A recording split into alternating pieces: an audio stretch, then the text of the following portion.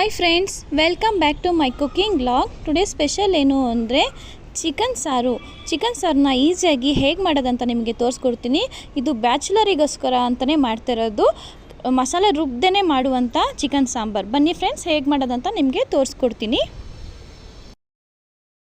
ಬನ್ನಿ ಫ್ರೆಂಡ್ಸ್, ಇವಾಗ ಚಿಕನ್ ಸಾಂಬಾರು ಹೇಗೆ ಮಾಡೋದಂತ ತೋರಿಸ್ಕೊಡ್ತೀನಿ. ಅದಕ್ಕೇನು ಇಂಗ್ರೀಡಿಯೆಂಟ್ಸ್ ಜಾಸ್ತಿ ಏನು ಬೇಕಾಗಿರಲ್ಲ, ಮಸಾಲೆ ಅಂತೂ ರುಬ್ಬೋದೇ ಬೇಡ.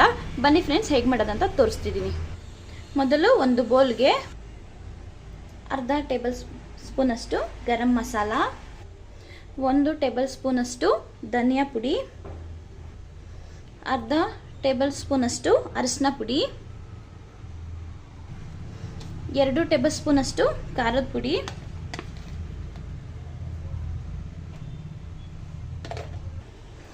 ಅರ್ಧ ಟೇಬಲ್ ಸ್ಪೂನಷ್ಟು ಜೀರಾ ಪೌಡರ್, 1/4 ಟೇಬಲ್ ಸ್ಪೂನಷ್ಟು ಪೆಪ್ಪರ್ ಪೌಡರ್ ಮತ್ತು ಒಂದು 2-3 ಟೇಬಲ್ ಸ್ಪೂನಷ್ಟು ಕರ್ಡ್ ಹಾಕೊತಿದ್ದೀನಿ.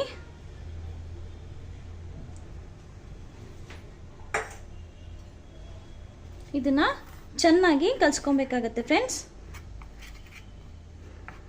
ಬೇಕಾದ್ರೆ ನೀವು ನೀರು ಕೂಡ, ವಾಟರ್ ಕೂಡ ಆ್ಯಡ್ ಮಾಡ್ಕೊಬೋದು. ನಾನು ಆ್ಯಡ್ ಮಾಡ್ಕೊತೀನಿ. ಇದನ್ನ ಉಂಡೆ ಇಲ್ಲದೆ ಥರ ಚೆನ್ನಾಗಿ ಕಲಿಸ್ಬೇಕಾಗತ್ತೆ ಫ್ರೆಂಡ್ಸ್.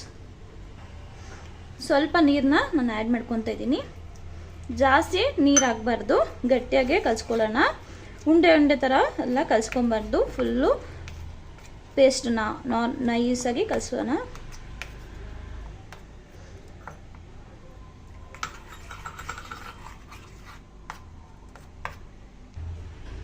ನೋಡಿ ಫ್ರೆಂಡ್ಸ್, ಇದು ಮಸಾಲೆ ನೈಸಾಗೆ ಹಿಂಗೆ ಕಲಿಸ್ಕೊಂಡಿಟ್ಟಿದ್ದೀವಿ. ಇದನ್ನು ಇವಾಗ ಸೈಡಲ್ಲಿ ಇಡೋಣ. ಬನ್ನಿ ಫ್ರೆಂಡ್ಸ್, ಇವಾಗ ಏನು ಮಾಡೋದು ತೋರಿಸ್ತೀನಿ ನಿಮಗೆ. ನೋಡಿ ಫ್ರೆಂಡ್ಸ್, ಇವಾಗ ಒಂದು ಕುಕ್ಕರು ಇಟ್ಟಿದ್ದೀವಿ, ಅದು ಬಿಸಿಯಾಗಿದೆ. ಇವಾಗ ಅದಕ್ಕೆ ಆಯಿಲ್ ಹಾಕ್ಕೊತಾ ಇದ್ದೀವಿ.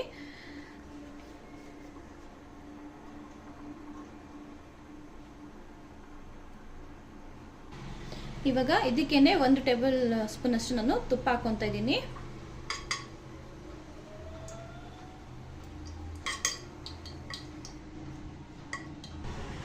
ನೋಡಿ ಫ್ರೆಂಡ್ಸ್, ಇದಕ್ಕೇನೆ 2 ಲವಂಗ, ಸ್ವಲ್ಪ ಚಕ್ಕೆ ಮತ್ತು ಅನಾನೂಸುವ ಮತ್ತು ಶಾಯಿ ಜೀರಾ, 1 ಪಲಾವ್ ಎಲೆನ ಹಾಕ್ಕೊತಾ ಇದ್ದೀನಿ. ಯಾಕಂದರೆ ನಾವು ಆಲ್ರೆಡಿ ಗರಂ ಮಸಾಲ ಹಾಕಿದ್ದೀವಲ್ಲ, ಅದಕ್ಕೆ ಮಸಾಲೆ ಜಾಸ್ತಿ ಹಾಕ್ಬಾರ್ದು, ಸ್ಮೆಲ್ ಬಂದುಬಿಡುತ್ತೆ. ಜಾಸ್ತಿ ಗರಂ ಮಸಾಲ ಸ್ಮೆಲ್ ಬರುತ್ತೆ, ಅದಕ್ಕೆ ಇಷ್ಟು ಹಾಕ್ಕೊಳ್ಳೋಣ. ನಾನು ತೊಗೊತಿರೋದು ಇಲ್ಲಿ 3/4 kg ಚಿಕನ್ನ, ಸೊ ಅದಕ್ಕೆ ತಕ್ಕನಂಗೆ ನಾನು ಹಾಕ್ಕೊತಾ ಇದ್ದೀನಿ. ಇದು ಚೆನ್ನಾಗಿ ಫ್ರೈ ಆಗಬೇಕು ಫ್ರೆಂಡ್ಸ್. ನೋಡಿ ಫ್ರೆಂಡ್ಸ್, ಇದು ಫ್ರೈ ಆಗಿದೆ. ಇದಕ್ಕೆ ನಾನು ಇವಾಗ 1 ದೊಡ್ಡ ಬೆಳ್ಳುಳ್ಳಿನ ತೊಗೊಂಡಿದ್ದೆ, ಅದನ್ನೇ ಹಾಕ್ಕೊತಿದ್ದೀನಿ. ಹಾಗೆ ಇದಕ್ಕೇನೆ ನಾನು 1-2 ಈರುಳ್ಳಿನ, ಮೀಡಿಯಮ್ ಈರುಳ್ಳಿ ಸೈಜಿಂದ ಈರುಳ್ಳಿನ ತೊಗೊಂಡಿದ್ದೀನಿ, ಅದನ್ನು ಹಾಕ್ಕೊತಿದ್ದೀನಿ.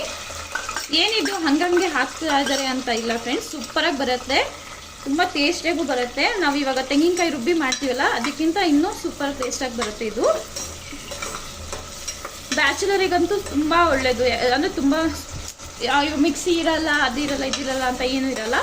ಸೊ ಆರಾಮಾಗಿ ಈಸಿಯಾಗಿ ಮಾಡ್ಕೊಳ್ಳೋವಂಥದ್ದು ಚಿಕನ್ ಸಾಂಬಾರು. ಇದು ಸೂಪರಾಗಿ ಬರುತ್ತೆ ಫ್ರೆಂಡ್ಸ್, ಟೇಸ್ಟಾಗೂ ಬರುತ್ತೆ. ಇದನ್ನು ಚೆನ್ನಾಗಿ ಇವಾಗ ಫ್ರೈ ಮಾಡ್ಕೊಳ್ಳೋಣ. ಇವಾಗ ಇದಕ್ಕೇನೆ 1/2 ಇಂಚಷ್ಟು ಶುಂಠಿನ ನಾನು ಜಜ್ಜಿ ಇಟ್ಕೊಂಡಿದ್ದೀನಿ, ಅದನ್ನು ಹಾಕ್ಕೊತಾ ಇದ್ದೀನಿ. ಇದಕ್ಕೆ ಯಾವ ಮಸಾಲೆನೂ ರುಬ್ಬೋ ಅಂಥದ್ದು ಏನೂ ಇಲ್ಲ ಫ್ರೆಂಡ್ಸ್, ಹಾಗೆ ಮಾಡ್ಕೊಬೋದು, ತುಂಬ ಟೇಸ್ಟಾಗಿ ಬರುತ್ತೆ. ಇದನ್ನು ಚೆನ್ನಾಗಿ ಇವಾಗ ನಾವು ಫ್ರೈ ಮಾಡ್ಕೊಂಬಿಡೋಣ.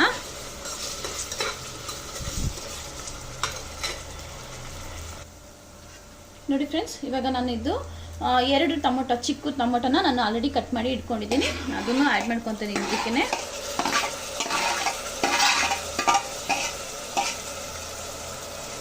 ಇವಾಗ ಇದನ್ನು ಚೆನ್ನಾಗಿ ನಾವು ಫ್ರೈ ಮಾಡಬೇಕಾಗತ್ತೆ.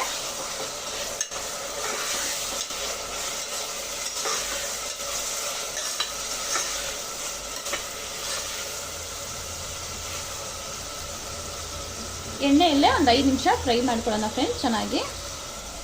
ಇದಕ್ಕೆ ನಾವಿವಾಗ 1 ಟೇಬಲ್ ಸ್ಪೂನ್ ಅಷ್ಟು ನಾನು ಉಪ್ಪು ಹಾಕ್ಕೊತಾ ಇದ್ದೀನಿ. ನೀವು ರುಚಿಗೆ ತಕ್ಕಷ್ಟು ಹಾಕ್ಕೊಳ್ಳಿ, ನಾನು ಇನ್ನೂ ಸ್ವಲ್ಪ ಹಾಕ್ಕೊತಿದ್ದೀನಿ, ಕಮ್ಮಿ ಆಗುತ್ತೆ ಅನಿಸುತ್ತೆ, ಸೊ ಅದಕ್ಕೆ ಹಾಕ್ಕೊಂಡೆ.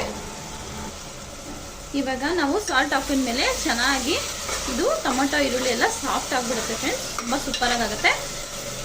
ಯಾವಾಗಲೂ ಅಷ್ಟೇ, ನಾವು ಈರುಳ್ಳಿ ಟೊಮೊಟೊ ಎಲ್ಲ ಬೇಗ ಸಾಫ್ಟ್ ಆಗಬೇಕು ಅಂದರೆ ಸಾಲ್ಟ್ ಹಾಕ್ಕೊಂಡ್ರೆ ಬೇಗ ಸಾಫ್ಟಾಗಿ ಚೆನ್ನಾಗೂ ಬೇಯುತ್ತೆ ಮತ್ತು ಹಸಿ ವಾಸನೆ ಬೇಗ ಹೋಗುತ್ತೆ.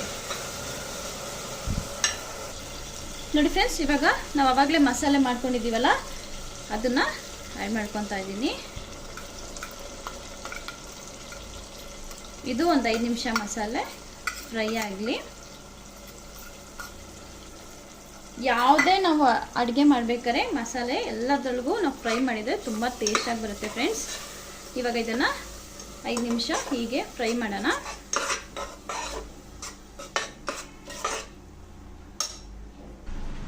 ನೋಡಿ ಫ್ರೆಂಡ್ಸ್, ಇದು ಮಸಾಲೆ ಇವಾಗ ಫ್ರೈ ಆಗಿದೆ, ಆಯಿಲೆಲ್ಲ ಮೇಲೆ ಬಿಟ್ಟಿದೆ ನೋಡಿ. ಇವಾಗ ಅದೇ ಮಸಾಲೆದ್ದು ನೀರನ್ನೇ ನಾನು ಆ್ಯಡ್ ಮಾಡ್ಕೊತಿದ್ದೀನಿ. ಇದನ್ನು ಚೆನ್ನಾಗಿ ಇವಾಗ ಕಲಿಸ್ಬಿಟ್ಟು ಒಂದು 5ರಿಂದ 6 ವಿಶಿಲು ನಾವು ಕೂಗಿಸ್ಕೊಬೇಕಾಗತ್ತೆ ಫ್ರೆಂಡ್ಸ್. ಇವಾಗ ನಾವು ಲಿಡ್ನ ಕ್ಲೋಸ್ ಮಾಡಿ ಹೈ ಫ್ಲೇಮಲ್ಲೇ ನಾವು ಬೇಯಿಸ್ಬೇಕಾಗತ್ತೆ. ಒಂದು 5ರಿಂದ 6 ವಿಶಿಲು ಚೆನ್ನಾಗಿ ಬರಲಿ ಫ್ರೆಂಡ್ಸ್. ತುಂಬ ಅದು ಮಸಾಲೆ ಎಲ್ಲ ಸ್ಮ್ಯಾಶ್ ಆಗುತ್ತೆ, ಅವಾಗ ತುಂಬ ಸೂಪರಾಗಿ ಬರುತ್ತೆ. 5 ವಿಶಿಲು ಕೂಗಿಸಿ ಫ್ರೆಂಡ್ಸ್. ನೋಡಿ ಫ್ರೆಂಡ್ಸ್, ವಿಶಿಲೆಲ್ಲ ಹೋಗಿದೆ. ಇವಾಗ ಹೇಗಾಗಿದೆ ನೋಡೋಣ. ವಾವ್, ಮಸಾಲೆ ಎಲ್ಲ ಚೆನ್ನಾಗಿ ಸ್ಮ್ಯಾಶ್ ಆಗಿದೆ. ಬಟ್ ಅಕಸ್ಮಾತ್ ನಿಮಗೆ ಸ್ಮ್ಯಾಶ್ ಆಗಿಲ್ಲ ಅಂದರೆ ಇದು ಆಲೂಗಡ್ಡೆ ಸ್ಮ್ಯಾಶ್ ಮಾಡ್ತೀವಲ್ಲ ಅದರಿಂದನೂ ನೀವು ಸ್ಮ್ಯಾಶ್ ಮಾಡ್ಕೊಬೋದು. ಇವಾಗ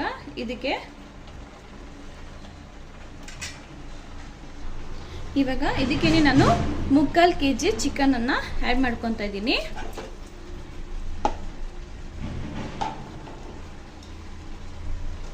ಇವಾಗ ಚೆನ್ನಾಗಿ ಕಲಿಸ್ಕೊಳ್ಳಿ.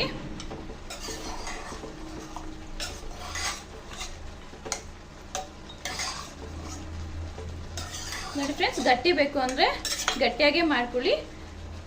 ನೀರು ಸ್ವಲ್ಪ ಹಾಕೊಂಡ್ರೆ ಸಾಕಾಗುತ್ತೆ, ಜಾಸ್ತಿ ಏನು ಬೇಕಾಗಿರಲ್ಲ ಇದಕ್ಕೆ. ಗ್ರೇವಿಗೆ ಸಾಂಬಾರು ಥರ ಅಲ್ವಾ ಮಾಡ್ತಿರೋದು, ಸೊ ಅದಕ್ಕೆ ನಾವು ನೀರು ಜಾಸ್ತಿ ಆಗ್ತಾಯಿಲ್ಲ, ಸ್ವಲ್ಪ ಹಾಕೊಳ್ಳೋಣ. ಚಿಕನಿಂದ ನೀರು ಬಿಡುತ್ತೆ ಅಲ್ವಾ, ಸೊ ಅದಕ್ಕೇ ನಾನು ಜಾಸ್ತಿ ಹಾಕೊತಿಲ್ಲ, ಸ್ವಲ್ಪ ಹಾಕೊತಿದ್ದೀನಿ. ಆಮೇಲೆ ನೀರು ಥರನೂ ಆದರೆ ಅಷ್ಟು ಚೆನ್ನಾಗಿ ಅನಿಸೋದಿಲ್ಲ, ಸೊ ಅದಕ್ಕೇ ನಾವು ಸ್ವಲ್ಪನೇ ಹಾಕ್ಕೊಂಡು ಮಾಡ್ಕೊಳ್ಳೋಣ.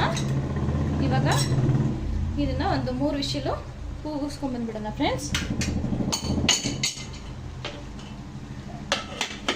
ಲಿಡ್ ಕ್ಲೋಸ್ ಮಾಡಿ ಒಂದು 3 ವಿಶಿಲ್ ಕೂಗಿದ್ರೆ ಆಯಿತು, ಚಿಕನ್ ಸಾಂಬಾರು ಈಸಿಯಾಗಿ ರೆಡಿ ಆಗುತ್ತೆ ಫ್ರೆಂಡ್ಸ್. ನೋಡಿ ಫ್ರೆಂಡ್ಸ್, ವಿಶಿಲೆಲ್ಲ ಹೋಗಿದೆ, ಹೇಗಾಗಿದೆ ಅಂತ ನೋಡೋಣ. ವಾವ್, ಸೂಪರ್ ಆಗಿರೋ ಚಿಕನ್ ಸಾರು ರೆಡಿಯಾಗಿದೆ ಫ್ರೆಂಡ್ಸ್. ನೋಡಿ, ಸೂಪರಾಗಿ ತುಂಬ ಟೇಸ್ಟಿಯಾಗಿ ಬರುತ್ತೆ ಫ್ರೆಂಡ್ಸ್ ಈ ಥರ ಮಾಡಿ. ಇವಾಗ ಇದನ್ನು ಸರ್ವಿಂಗ್ ಬೌಲ್ಗೆ ರೆಡಿ ಮಾಡೋಣ, ಹಾಕೊಂಡ್ಬಿಡೋಣ. ನೋಡಿ ಫ್ರೆಂಡ್ಸ್, ಚಿಕನ್ ತುಂಬ ಸಕ್ಕತ್ತಾಗಿ ಬೆಂದಿದೆ. ಇವಾಗ ಸರ್ವಿಂಗ್ ಪ್ಲೇಟಿಗೆ ಹಾಕೋಣ ಬನ್ನಿ ಫ್ರೆಂಡ್ಸ್. ಬಿಸಿ ಬಿಸಿ ಅನ್ನದೊಂದಿಗೆ ಚಿಕನ್ ಕರಿ ಸೂಪರಾಗಿ ರೆಡಿಯಾಗಿದೆ ಫ್ರೆಂಡ್ಸ್. ಈ ಥರ ಒಂದ್ಸರಿ ಟ್ರೈ ಮಾಡಿ ನೋಡಿ, ಸೂಪರಾಗಿ ಬರುತ್ತೆ.